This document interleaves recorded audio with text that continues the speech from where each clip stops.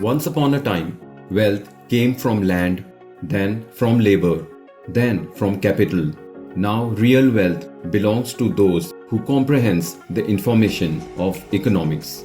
The one who understands commands the flow of capital, because markets now move not by material shortage but by cognitive scarcity.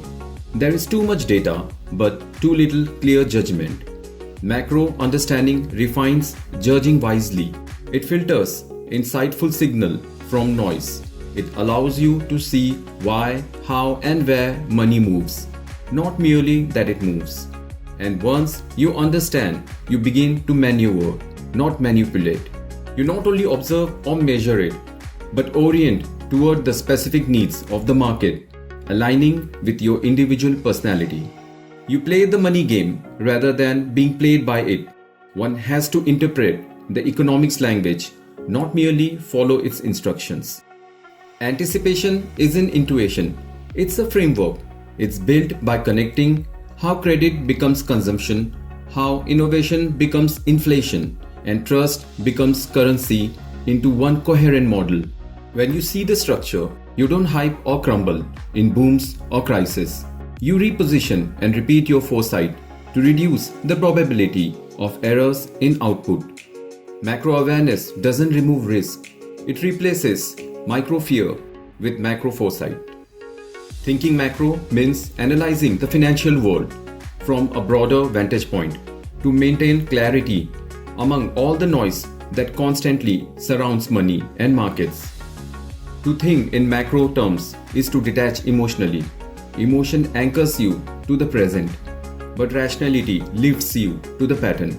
Markets reward neither panic nor greed. They reward perception. When you see the chain of cause and effect, emotion loses its influence and authority. You stop asking what's happening to me and start asking what's happening in the entire system. That shift from personal reaction to structural observation is the genesis of control and command. You can't tackle what you take personally.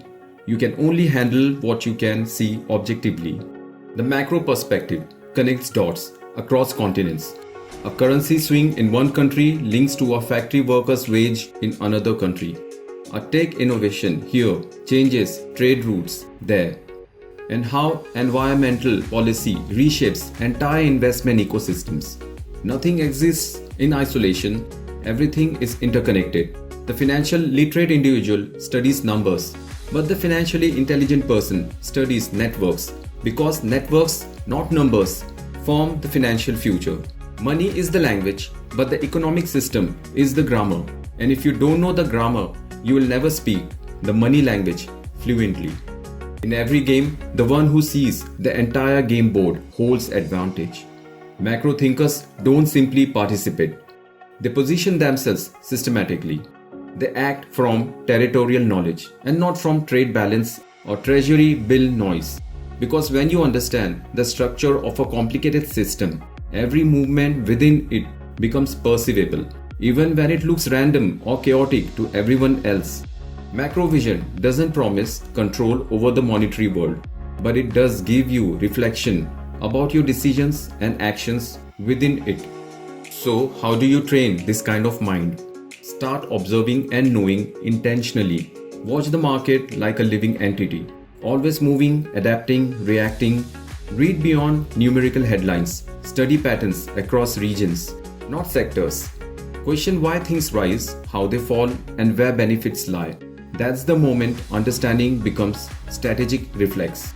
Before you build wealth, build a worldview, because how you interpret opportunity or downfall depends on the scale of your thinking. If you think small and immediate, every fluctuation feels disorienting and fatal. If you think large and long term, every fluctuation feels like it is shaping the long-term design. Every empire, commercial, political, or intellectual, is first sketched as a grand scheme, not of fantasies but of frameworks. The bigger the overview, the stronger and more definite the sense of direction is. That's how master plans are born, from panoramic perception and not from partial rambling participation. Look closely at failure. What every systemic collapse has in common: short-sightedness. Companies fall when they ignore the global demand cycle. Governments fall when they spend beyond structural capacity. Investors lose when they react to emotion rather than context. Microvision without macro perspective creates instability. Macro gives you proportion as per reality check. Though you can survive with micro readiness, but you cannot sustain without macro foresight. The macro level isn't about superiority, it's about synthesis. It's about seeing the whole pattern in your mind before you take the steps to indulge in it. Because when you understand the design, every decision gains direction and momentum. When you see the whole, then every part finds its purpose. When you understand all aspects of the monetary structure, then every strategy gains precision. There is the secret for mastery in any system. The map comes before the movement. The vision comes before the victory. Before you act, observe. Before you build, understand. Before you chase, comprehend. Because once you have seen the bigger picture, you no longer move irregularly within the monetary system.